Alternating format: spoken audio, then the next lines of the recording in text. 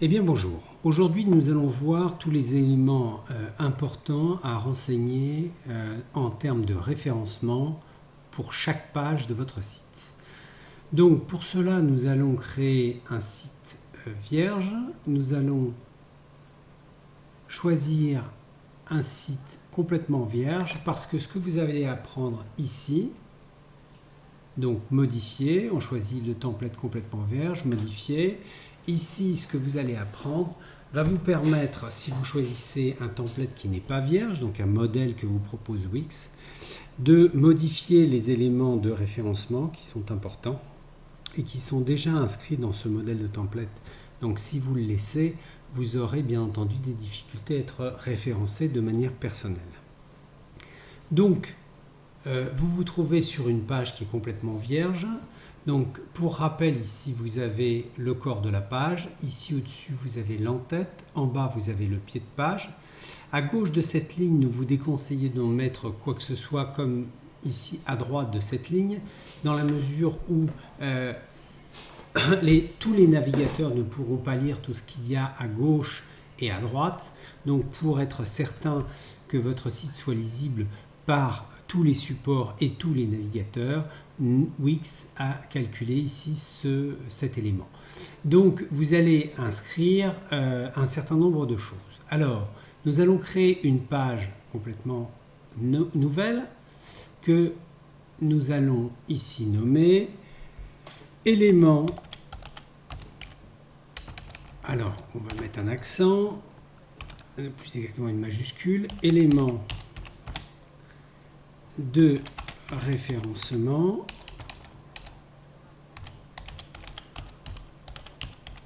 par page.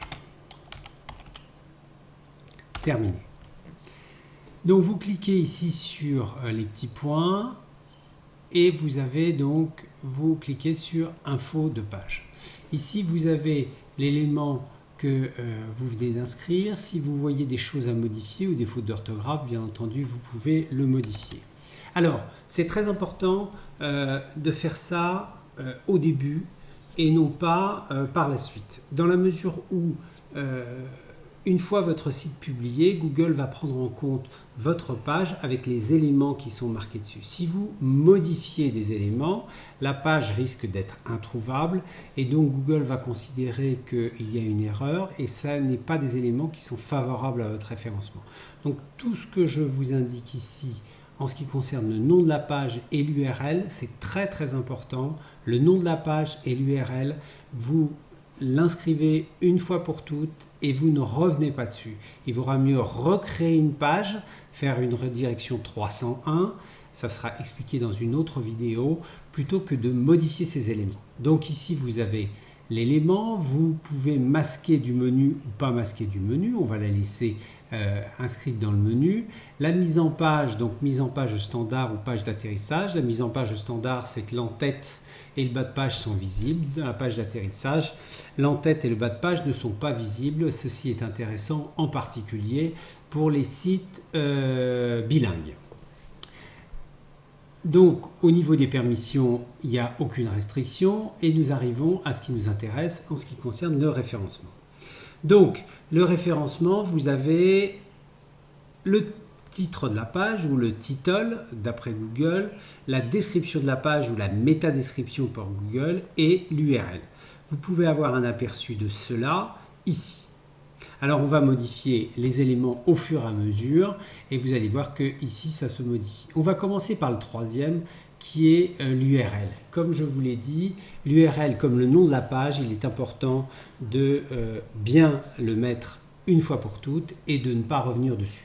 Donc nous vérifions qu'il n'y a pas de problème, qu'il n'y a pas de caractères spéciaux, éléments de référencement par page, c'est très bien, l'URL est claire et donc on peut la laisser.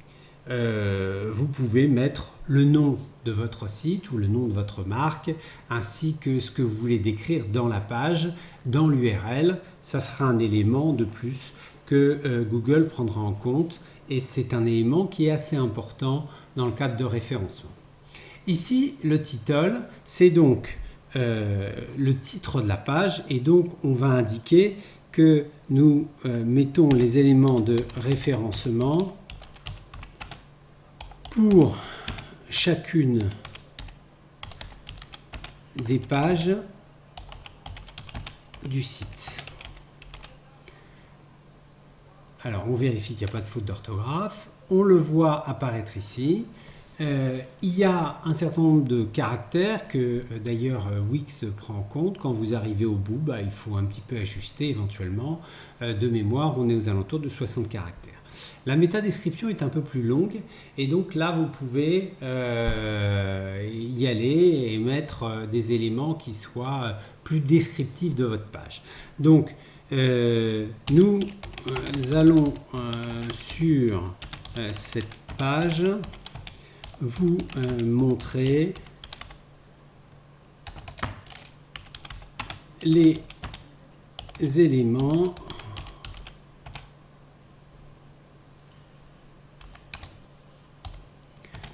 à renseigner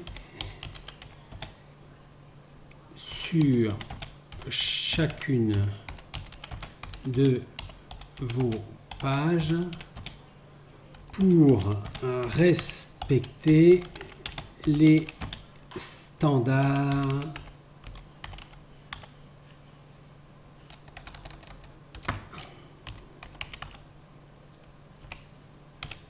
Google.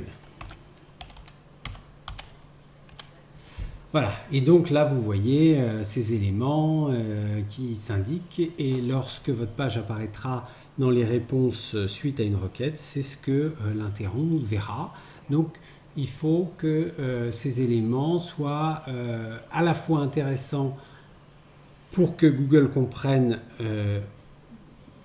ce pourquoi la page a été créée, mais qu'elle soit aussi attractive pour les internautes. C'est toujours la dualité, c'est que vous devez créer votre site page par page, à la fois pour respecter les standards Google et en même temps pour être suffisamment attractif pour les internautes qui visitent votre site. Voilà, ces éléments-là sont à renseigner, ils sont très importants.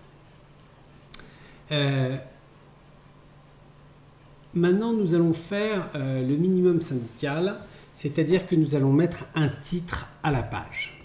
Donc pour cela, on fait ajouter, texte, et nous allons choisir titre du site.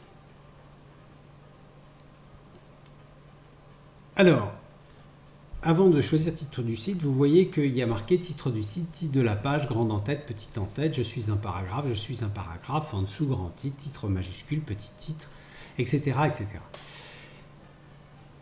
Le texte, vous pouvez le mettre de deux manières, soit ce qu'on appelle un titre ou une en-tête, soit du paragraphe. Un titre veut dire quelque chose pour Google, ça veut dire que c'est quelque chose qui est important dans votre page, qui représente un titre ou un sous-titre. Le paragraphe étant uniquement du texte. Et donc il est très important de ne pas choisir au hasard. Vous devez mettre un titre du site, donc ici on va le mettre. Et ce titre, c'est le titre du site où la balise H1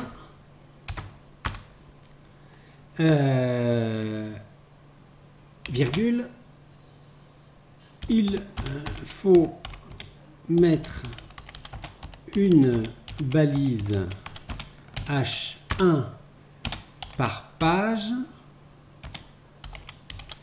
et une seule. Voilà. Alors, vous pouvez paramétrer la police. Donc, je vous conseille de mettre une police qui soit simple. Donc, on va choisir du Arial, une taille, voilà, 39, une couleur, on va choisir un bleu. Et une fois qu'on a ça et qu'on va reprendre ces paramètres sur toutes les pages, on peut sauvegarder le thème, ce qui fait que lorsqu'on demandera un titre du site, on aura toujours en Arial 39 en bleu. On va l'ajuster un peu. Voilà, on peut la centrer.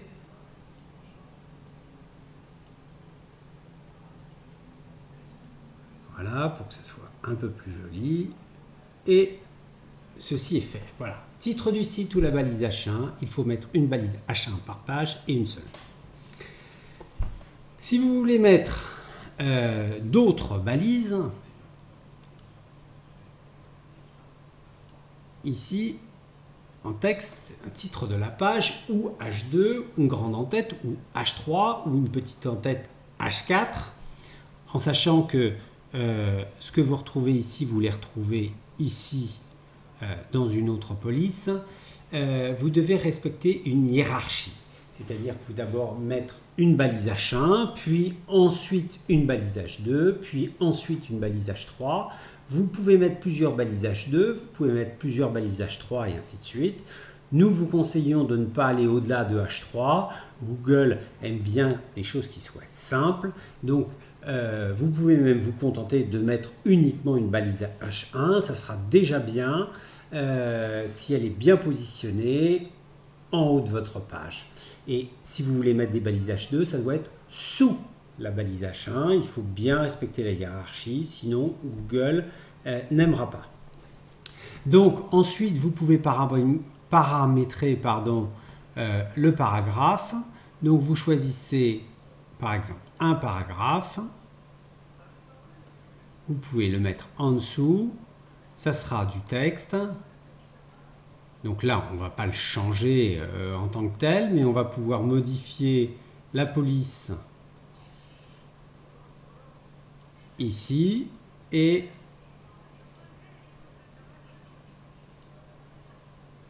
voilà, comme ça, à chaque fois, on sauvegarde le thème. À chaque fois que vous choisirez paragraphe, eh bien, paragraphe 1, ça sera ce paragraphe en noir avec cette police et cette taille. Dernier élément à renseigner par page, c'est donc les images. Vous choisissez n'importe quelle image, ici. Alors, on va prendre une image gratuite de Wix.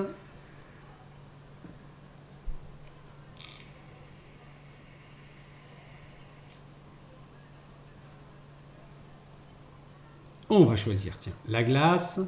Ajouter à la page, on va la redimensionner,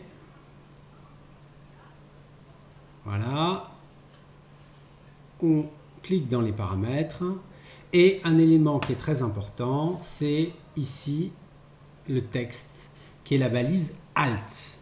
De la même façon, Google a besoin de savoir de quoi parle votre image parce qu'il ne sait pas lire les images. Donc c'est uniquement le texte. Donc ceci est une glace.